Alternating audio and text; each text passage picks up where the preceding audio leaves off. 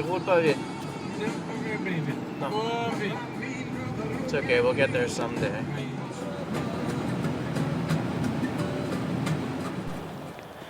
Hey guys, just a short video today because I'm getting rained on and I'm cold. It's the end of October, so we're up at Hunt Camp getting ready for whitetail season that starts next week. Being as it's the end of October, we got snowed on a lot this morning, then hailed on a little, and now we're getting rained on a lot. So maybe by the time I'm done, sun will be out. I don't know, it's good to be optimistic, right? Yeah, okay. The reason I'm doing this video is I wanted to talk about my knife. You guys have seen my Gerber Bear Grylls Ultimate. I think it's a fine, serviceable knife. I think that maybe it gets a bad rap. Yeah, it's Gerber's Mystery Steel. I don't really think much of Bear as an example to follow in terms of survival or bushcraft. But I think his shows are entertaining when I catch them. And he's the only guy making one of these shows who doesn't seem to be dissing someone else who makes one of these shows, you know? Like, he gets a lot of flack, but he never seems to fire back. So I kind of feel like I have to give him props for that. The knife itself, I like the handle of.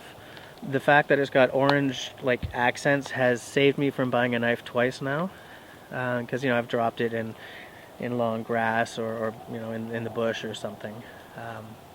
The orange has really helped me find it again. You know, the sheath I hate. I find that the way it rides, it rubs against me and hurts after like 12 seconds. I don't like the fire steel placement. I don't like the sharpening solution. I don't like the fact that it's all Velcro. It's just, I think the sheath is awful. But the reason I've decided to retire the Bear knife is the blade geometry. I think it's fine for batoning. I think it would be great for hacking my way out of a burning car. But for a lot of the bushcraft stuff that I'm interested in doing, it's getting in the way. So it's retired. I will not be using it as my main knife anymore. Which brings us to this. Which in a lot of ways, there's nothing special about this. It's just another Woodlore clone, right? But it's mine. And it's a very nice knife. It's a Jed Campbell from Australia. And as of right now, it's the first and only one in Canada.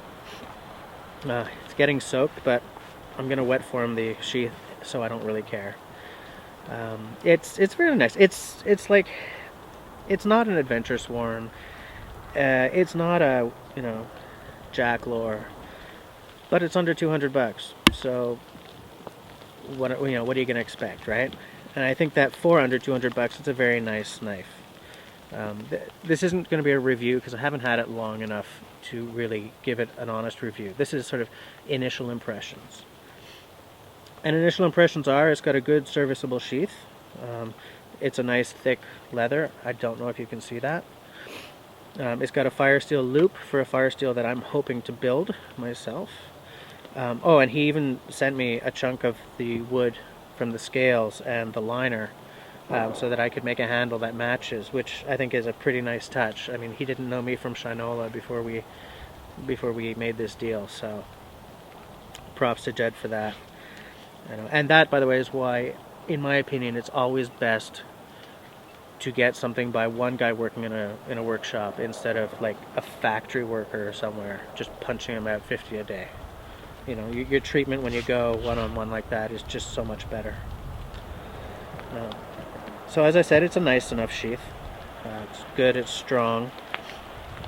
I guess the one weak point it might have is this little knob. I know what it's there for. You know, it's to make it easier to put it on and off, and I've actually done that a couple of times and it works great. I don't know if 6 months from now that's going to have turned into a weak point or not. I don't know. But we probably will know by the end of the year, or, you know, the beginning of next spring or something. Let me just show you the knife. Right? Woodlore clone, same as all of them. It's 01 tool steel, which is, you know, my favorite.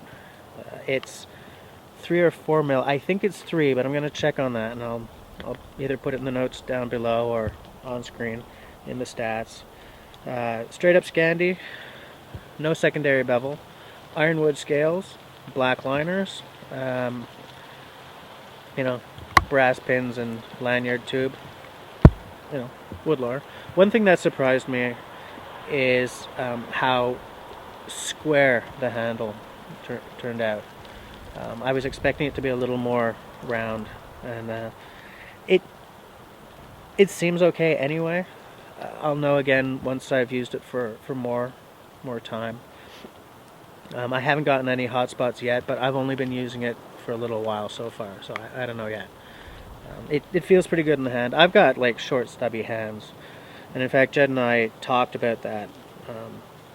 But he was under the impression that the handle would work fine, and it does. It fills the hand well. So that's it. Maybe I'll just do a few things with it on camera so that you can see it work. You know, unless it breaks or something, it's you know, I think it's a fine knife. I think it's pretty strong. I've been using it pretty hard today, and it hasn't given up on me. So I'll just show you some stuff. I'm gonna try some batoning first. Look, I don't really baton.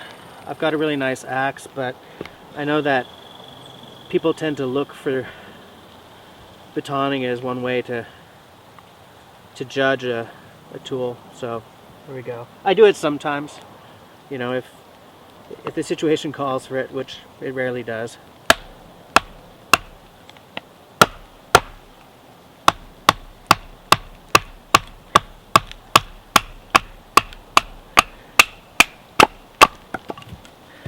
There we go.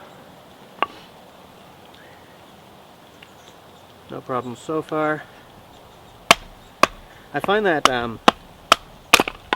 the width of the blade and the Scandi grind is maybe not the best batoning solution. Like I've seen some guys on YouTube with different, like, you know, convex and everything do this much faster, but I'm not in a race. Oh, there's a knot right there. Guess we're about to find out how good this knife really is.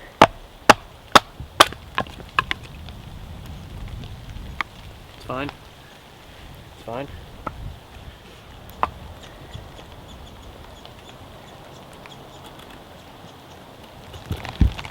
It's good and sharp. What's not so sharp right now are my hands. I am cold.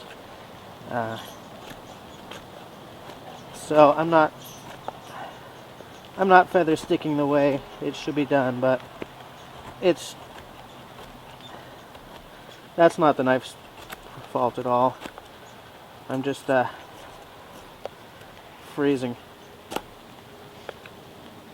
Anyway, there you go. Sorry, the knife is fire sticking better than I am today.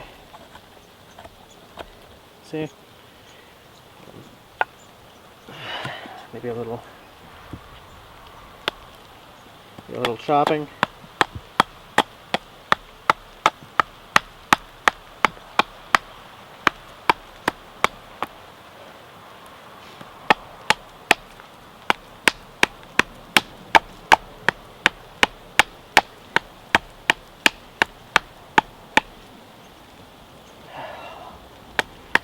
Hands are cold. The knife itself is not giving me any trouble.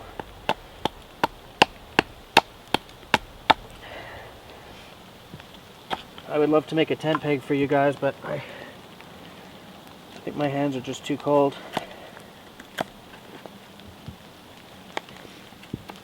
If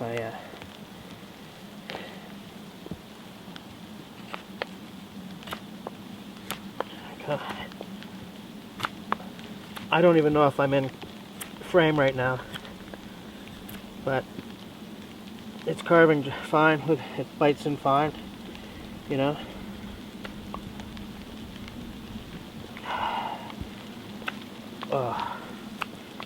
I wish I was doing this in June.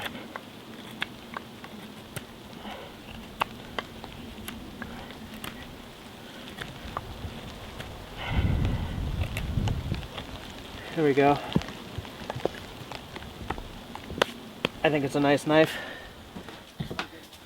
Okay, now I'm inside where it's a little warmer. My hands aren't so cold. I've let the condensation fade from my lens, and so I'm redoing the feather sticking, and this is much better than it was outside when my hands were all freezing. I may try to light this tonight, in fact. So yeah, the Bear Grylls is retired. I think I'm going to move it on to someone else. I may do a giveaway on Bushcraft USA. I may give it to someone I know. I don't know. I'm not a knife collector. If it's not being used, I don't want it in my house, essentially. And you know, I know that some guys are collectors, and you know, it's not my bag. But I'm not here to hate on anyone, you know. And there are definitely some knives I'm curious about. There's a couple of Helles that I'm curious about. I would really like to try out the Temagami one day. Part of me kind of wants to say the stainless, just because I've already got a carbon knife, and like if I go to British Columbia or something, then having a knife that I'm not worried about getting all rusty is attractive. But I really like carbon steel more than stainless for a lot of reasons. But yeah, the Temagami, especially the new one without the weird jimping on the top. I would really like to try that one out at one point. Helle also makes a folder that I'm interested in. It's the one with the lighter colored wood handle. Oh well. I'm interested in trying that out as well. The Fällkniven, the F1, just the straight up basic. I would really like to get one of those one day. But you know, I've got a good knife. Even the Bear was a good knife. You know, it's not going to keep me up nights that I can't go throwing a lot of money at, you know, having a bunch of different knives. I could see maybe 4 being my big max, like the ones I just mentioned. Every now and again, I think of something that might be cool, but I don't want to have 20 knives hanging around. You know, maybe if you guys think that there's a knife that I don't know about that I might be interested in trying out at some point, let me know. Or if you think that, you know, no man, the stainless Temagami is the way to go, let me know as well. I know that there's an issue with lighting a ferro rod off of that one, but I mean, I carry more than enough fire making, especially now. My ferro rod gets used almost never because I'm so into the fire steel and flint, so I almost don't care. You know, I lit a fire with this one off the fire steel today, just, you know, to try it out. But I've really sort of switched over a lot more to the fire steel and flint. So I don't know if it really matters, you know. Anyway, that's me. I'm gonna go and help make supper. And so I guess that's it. That's all she wrote. Thanks for watching, guys. Wait, so record. Okay, hold it like that. Okay guys, I totally forgot. The test of whether or not a knife stays sharp is to shave it. It's to shave your arm with it. So, I hope you guys can see, but that's still shaving sharp after everything I've put it through today. So, I call it a win. Thanks. Next page is you.